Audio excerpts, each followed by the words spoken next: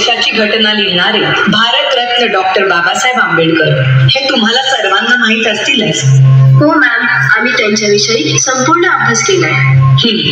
खूप छान. पण संपूर्ण आयुष्यभर त्यांच्या मागे खंबीरपणे उभ्या राहणाऱ्या त्यागमूर्ती म्हणजे त्यांच्या पत्नी माता रमाबाई भीमराव आंबेडकर आज मी तुम्हाला त्यांच्याबद्दल सांगणार आहे.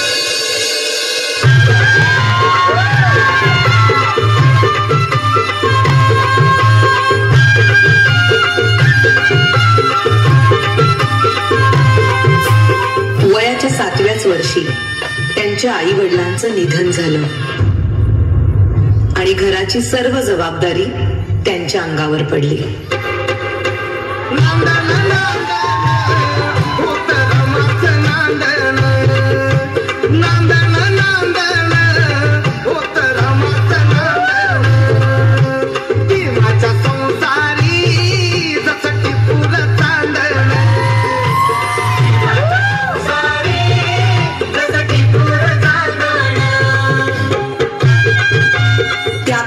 बालविवाह ही प्रथा प्रचलित असल्यामुळे वयाच्या 9व्याच वर्षी त्यांचा विवाह भीमराव आंबेडकर यांच्या बरोबर झाला.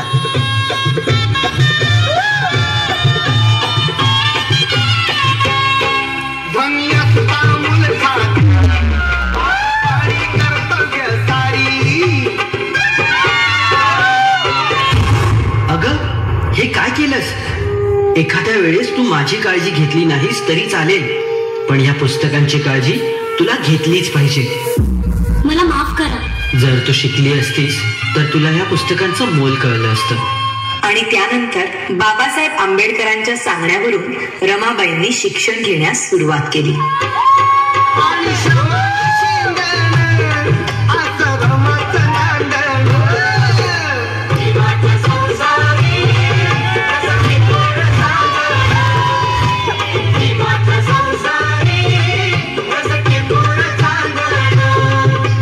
पुढच्या शिक्षणासाठी बाबासाहेब आंबेडकरांना परदेशी जावं लागलं, म्हणून रमाबाईंनी संपूर्ण घराची जबाबदारी स्वतःवर घेतली.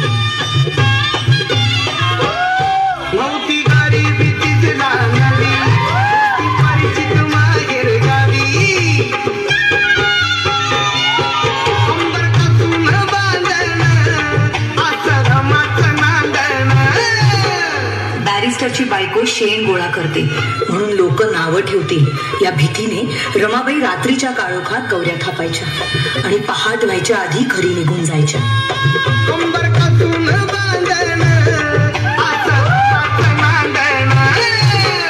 पण मॅडम, रमाबाईंची रमाई केव्हा झाली? रमाबाईंच्या 5 मुलांपैकी 4 मुलांचा मृत्यू त्यांनी खूप जवळून पाहिला होता. त्यानंतर लहान मुलांना उपाशी पोटी बघणं त्यांना कधीच सहन झालं नाही. अशाच एका वेळी भुकेल्या मुलांची दशा पाहुनी बांगड्या सोन्याच्या रमाईने दिल्या काढून आणि त्या दिवसानंतर सगळी मुलं रमाबाईंना रमाई बोलू लागली.